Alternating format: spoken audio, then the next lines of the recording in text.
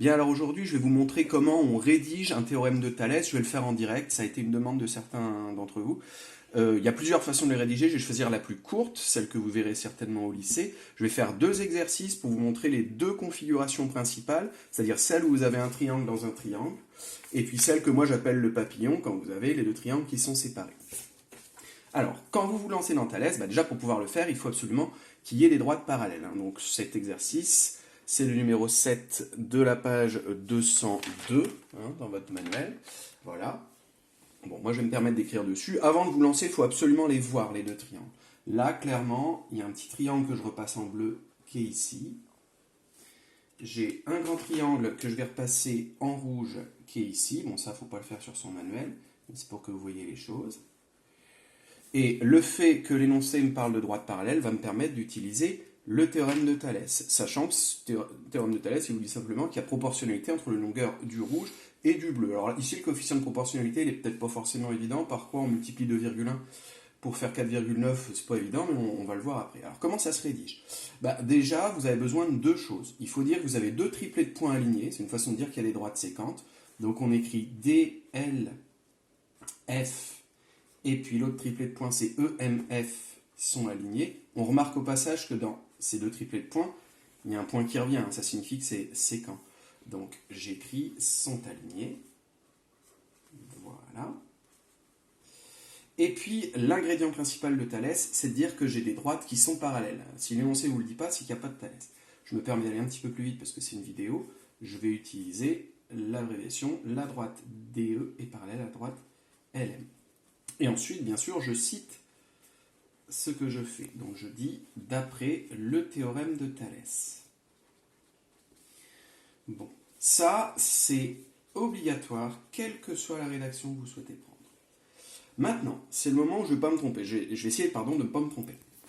Là, il faut bien que je regarde quels sont les côtés qui vont marcher ensemble.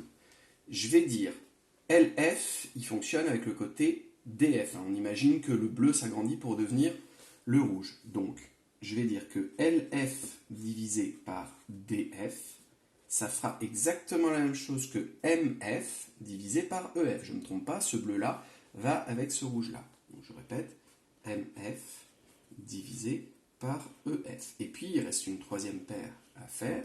J'ai choisi de faire les bleus sur les rouges, donc je vais essayer de ne pas me tromper.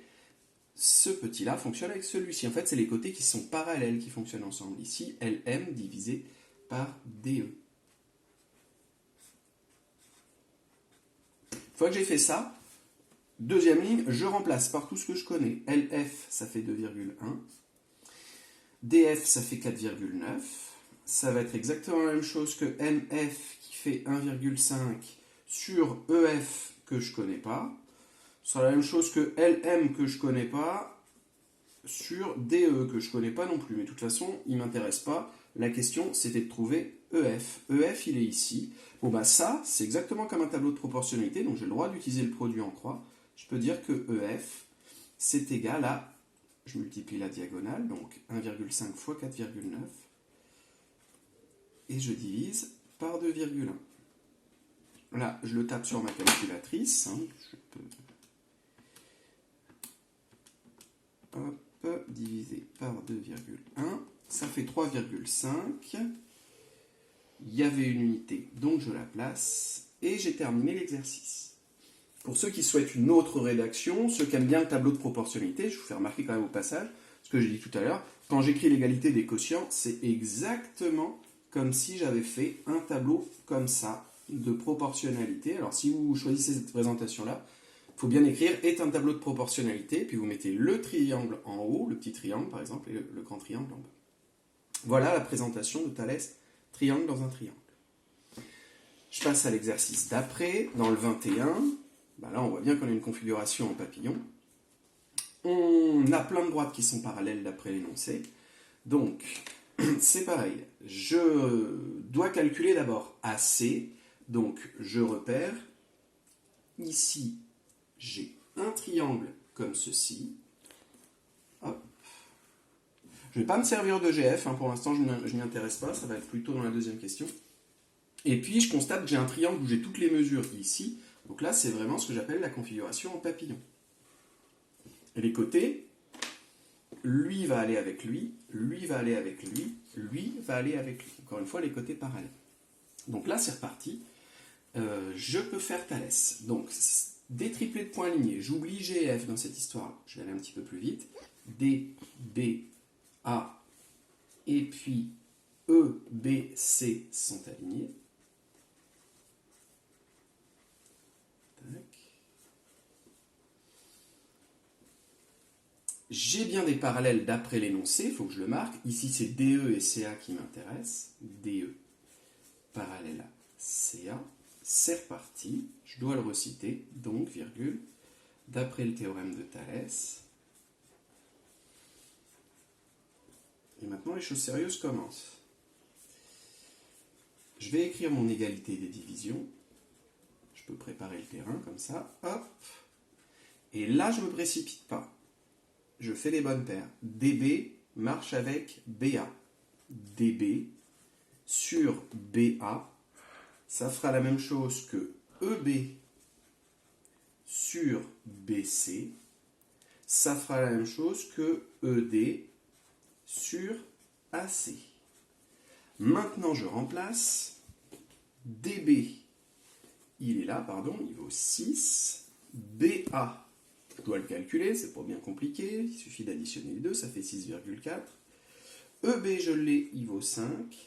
BC, je ne le connais pas, du coup, j'écris BC. Et puis, ED, il vaut 3. AC, je ne le connais pas, puis c'est la première question qu'on me pose. Quand je suis ici, je peux faire un produit en croix, je vais oublier cette colonne-là, et puis je vais faire 3 fois 6,4 divisé par 6. Alors bon, si vous êtes un peu réveillé, vous allez peut-être vous rendre compte qu'en fait, ici, il suffit de tout diviser par 2. Donc AC, de tête, je peux voir qu'il fait 3,2. Bon, en général, les élèves ne se posent pas trop de questions, ils font un produit en croix parce que c'est un peu mécanique. Bon, faisons-le si vous voulez. Et ça fait du coup, je vais le taper à la calculatrice. Ça fait bien 3,2 cm. Voilà, il y aurait une deuxième question. Je ne vais pas la rédiger, je vais vous le montrer. Elle se situe ici, il faut qu'on arrive à trouver ce qu'il y a là. Donc là, ce serait un petit peu long. C'est à nouveau une configuration en triangle. Ça ressemblerait à ça. BFA aligné, BGC aligné. On a bien des parallèles, on a bien le théorème de Thalès. J'écris mon égalité de rapport. Je remplace, je finis par un produit en croix. Et j'oublie pas de marquer l'unité.